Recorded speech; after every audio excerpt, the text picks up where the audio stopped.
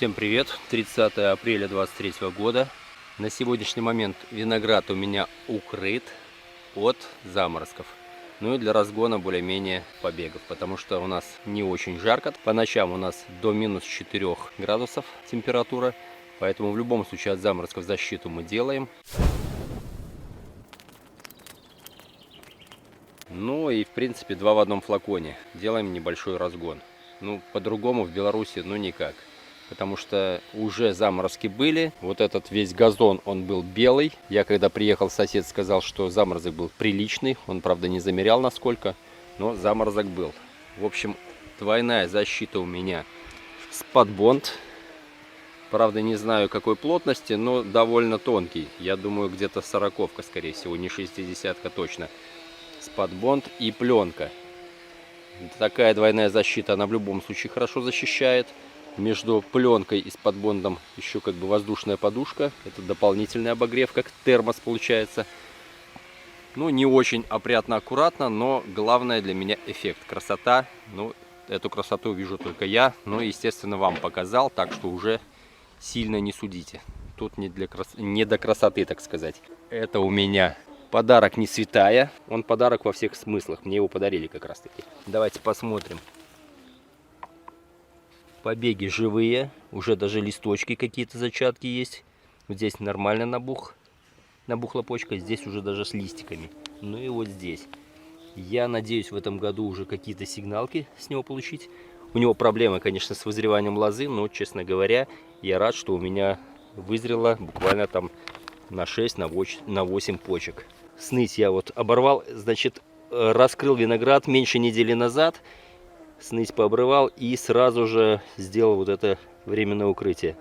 Сныть, как видите, опять прет, но неважно. Будем с ней, как всегда, бороться. Смотрим соседний куст. Это у меня Каталония. Тоже все живое. Ничего не померзло. Торцы, кстати, я не закрывал. В предыдущих видео спрашивали по поводу торцов. Нет, я их не закрывал. Это я камень сейчас откинул. Но по сути, смотрите. Торец у меня, ну, когда заморозок, ветра сильно нет, и он буквально вот так вот немножко, ширмочка такая, он прикрыт. Заморозок туда особо не попадает. Конечно, если сильные заморозки будут там минус 5 там, и более низкие, ну, конечно, это не спасет. Можно, в принципе, защепить это все, и будет еще лучше. Но защепливать лучше именно спадбонд. Пленку, наверное, лучше не надо, потому что все-таки дышать должно. Весь ряд у меня выглядит примерно так. Пленки разные, где-то покупные, где-то халявные. Ну, в общем, что под руку попалось. Здесь тоже двойное у меня укрытие. Промышленная пленка, отходы производства, так сказать, которые на выброс шли. В общем, я их выклинчил. Довольно плотная, толстая, но неустойчивая к ультрафиолету. Хотя она у меня уже служит лет, не знаю, 5, наверное. Аркадия. Смотрим Аркадию. Тоже почечки все живые, все замечательно. Медленно, но уверенно она уже просыпается. Но она примерно, скажем, полнедели назад она была практически в таком же состоянии. Ну, может, чуть-чуть меньше. Ну, за полнедели, конечно, я не ожидал от нее какого-то большого разгона. Но что есть, то есть. Вот здесь уже вон, видно даже, где двойничок будет. Но вот здесь самый край тоже живой. Хотя он, по сути, не сильно прикрыт. Ветром немножко расколошматило, но я это дело еще прикрою. В общем, здесь у меня тоже такая вот, смотрите. Вот у меня, например, здесь укрыто. Ну, я потом поправлю, да? Вот. Торцы у меня не закрыты. Они вот в свободном плавании, так сказать. Как есть, так есть. Прикрыто и прикрыто. На первой проволоке все подвязано. Укрытие на второй. Заготовил немножко перегноя. Это для молодых моих саженцев. Подготовил уже ведра. Буду разгонять в ведрах. Ну, вот у меня примерно везде так. Везде. Ну, еще одну шпалерку покажу. Значит, у меня цитронный цимус. Они пока еще молоденькие. Им 3-й годик буквально. Я их накрыл в один слой. Тоже, я не знаю, это, наверное, все-таки не 60-ка, 40-ка, я думаю. Ну, давайте посмотрим примерно в каком состоянии. Все живое. Почечки живые, ничего не подмерзло, один слой спас. Это был цимус, а вот сейчас посмотрим цитронный. Сейчас уберем камни эти. Что у нас здесь? Здесь тоже все живое. Смотрим. Да, все нормально. Так что, в принципе, укрывать в любом случае нужно. Как, во сколько слоев, смотрите сами. Ну, чем больше слоев, тем лучше. Торцы тоже смотрите именно по прогнозу погоды. Если обещают очень сильные заморозки, то лучше и торцы закрыть, и, возможно, еще чем-то сверху поукрывать. Потому что сильные минуса это, конечно, не спасет.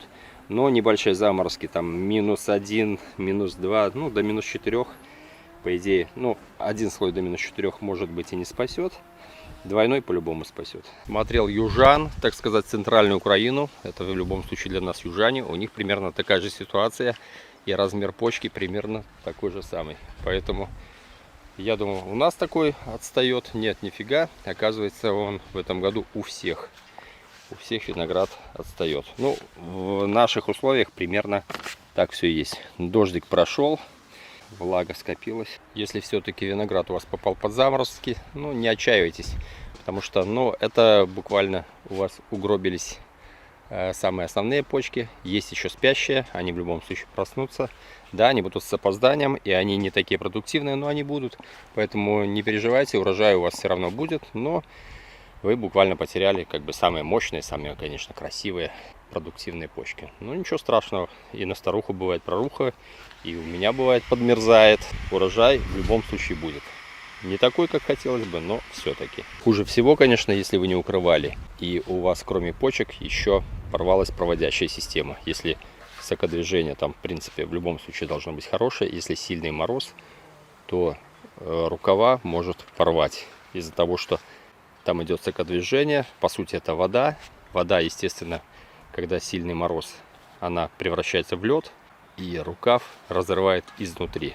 Ну, как правило, в банку вы налили воды, поставили в морозилку, естественно, банку порвет. Примерно то же самое происходит с рукавами и с побегами. Поэтому, ну, не доводите, конечно, до такого состояния. Погода нынче непредсказуемая, то жара, хотя северный ветер довольно прохладный, то опять солнышко.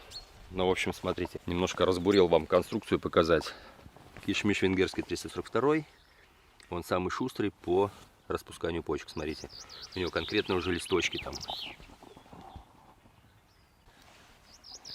Но это не показатель, но в принципе он созревает самый первый у меня. Так что, честно говоря, не очень хочется, чтобы быстрый рост был, потому что, чтобы не упирались побеги до снятия укрытия. Видите, они здесь притык, надо немножечко будет сделать шалашом. Расставить с той стороны не очень удобно, потому что в забор все упирается. Но сейчас что-нибудь придумаем. В общем, кто-то раскрыл очень рано, кто-то до сих пор не раскрыл. Но в любом случае в нашем климате укрытие нужно держать. Хоть какое-то. Хоть как-то сдерживать. Писали в комментариях, что многие не раскрывали, будут из земли поднимать. Я пробовал такой способ, мне он не понравился, потому что побеги запутываются в траве. Трава уже там достаточно высокая. И обламываются побеги, и довольно много. Поэтому, ну, такой вариант мне не зашел. Вы как бы смотрите сами, каждому свое. Но в любом случае укрытие должно быть, потому что заморозки у нас еще будут. До конца мая это однозначно. Ну, повторюсь, если все-таки у вас виноград попал под заморозки и побило почку, ничего страшного. Да, с опозданием, да, немножко похуже урожай, но он у вас все равно будет. Поэтому слишком не заморачивайтесь. Проснутся спящие почки, и будет все равно маломальский какой-то урожай. Ну вот мне подписчик каждое утро с докладом высылает прогноз, был ли заморозок или нет. У него участок недалеко от меня. Андрюха, тебе привет. Но все равно разница ощутимая. Вот у него, например, заморозка не было в пятницу, если я не ошибаюсь. А у нас был, сосед сказал, что здесь конкретно был заморозок, и все было белое. По поводу, когда раскрывать, чем укрывать, как лучше подвязывать, это уже дело индивидуально каждого. Каждый выбирает для себя свой более удобный способ. Все зависит от регионов, от привычек, от удобства и так далее. Поэтому тут как бы такого глобального рецепта, как бы всем универсального, конечно, нет. Каждый все равно подбирает под себя. Пишите в комментариях, как вы справляетесь с заморозками, какие у вас минуса были. Всем удачи, пока.